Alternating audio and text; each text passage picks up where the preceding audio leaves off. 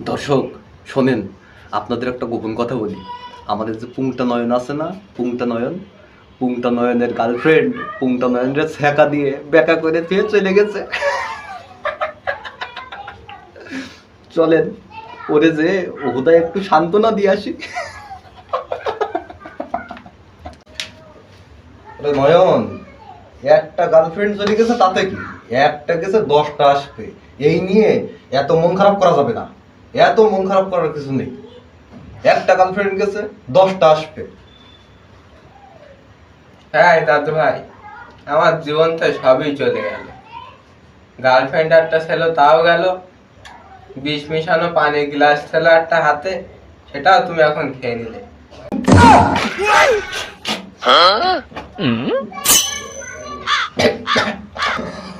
ও মা গো। Bye bye tata good bye गया।